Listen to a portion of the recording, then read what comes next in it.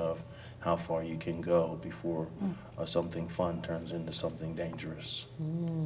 That's really interesting. I hadn't thought about that before as a father, as having a regulating role that and modeling through his own behavior how that can play out for a child.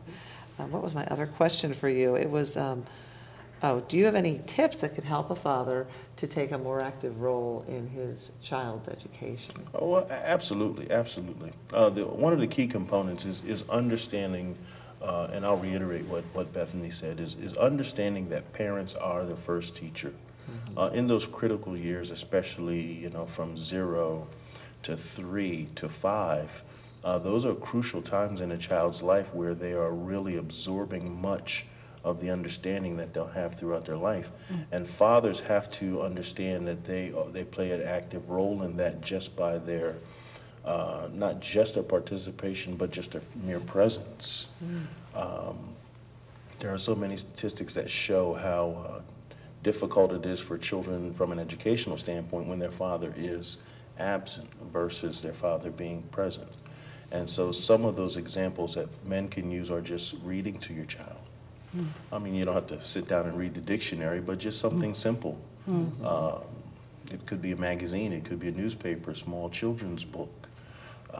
And if you don't necessarily read to your children on a regular basis, let your children see you reading. Because as I mentioned before, our children mimic us. They want to do what we do. They want to follow, in Dad's footsteps. So even if they see you modeling these positive things, those are crucial stepping stones in the educational process of their children.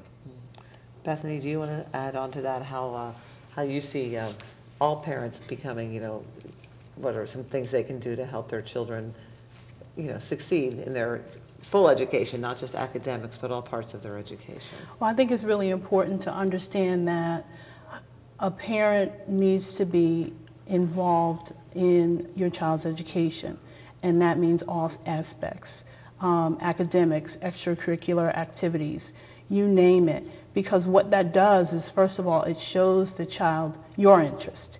And when you allow your child to see your interest, they're more interested. So I think it's really important that parents sometimes don't know, well, how can I get involved? They would just simply get involved by doing whatever it is they could do and showing their child that it's just as important as anything else that's in their life.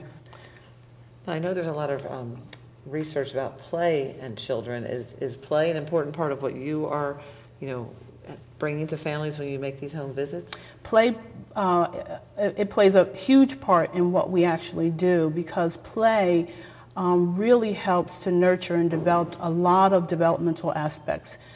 Children learn to increase their intellectual skills, their language skills, their emotional and social skills through play. And so we encourage that. That's a huge part of parents as teachers, is that we teach parents or help parents understand that play is important for their child's development. Lots of times our parents will just say to a child, well, you just go play now. Is that the best way to do it, or is there another way to do it? Well, what we try to encourage is that parents get involved in their play. There's times where children need to be able to play on their own, or play with their peers. But our program tries to bring the importance of parents playing with their child, because just like Marty just mentioned, it's important for parents to set an example. And so if children see that the parent, again, is interested and involved, the child might be as interested and involved.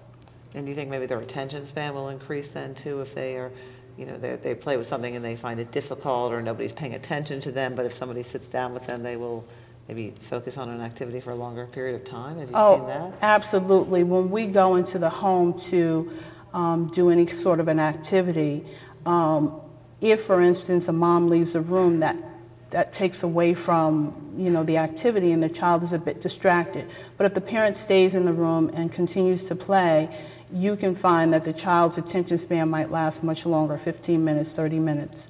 Yeah. Okay, that's wonderful.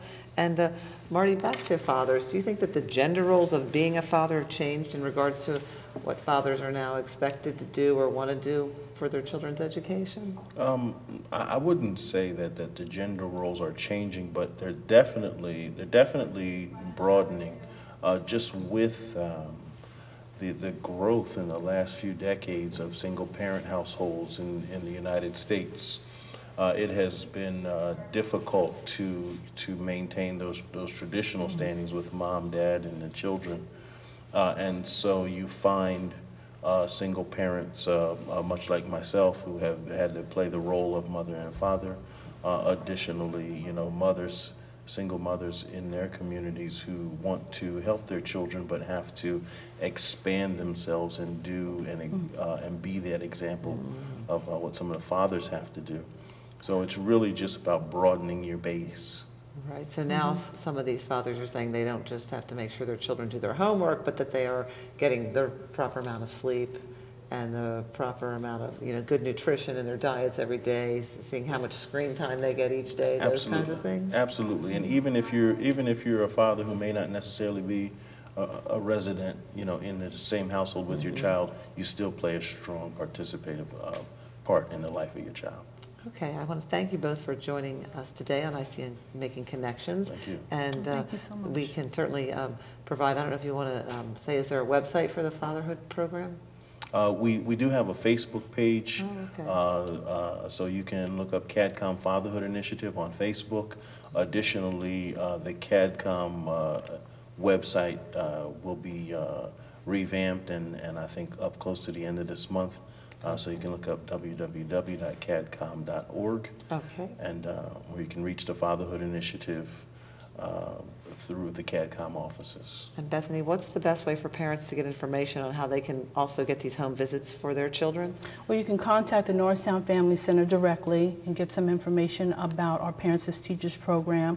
Or if you're not directly in the Norristown area, you can go to the Parents as Teachers website and find out where a Parents as Teachers program is being held. And what's the phone number for the Family Center? The phone number there is 610-279-2755. Great, okay. Thank you both. Thank you. Thank you for joining. Wonderful to have you.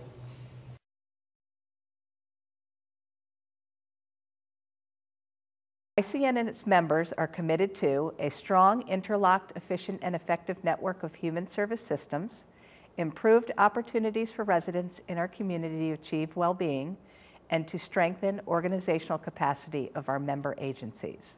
To learn more about ICN, visit us on the web at www.icnconnections.org.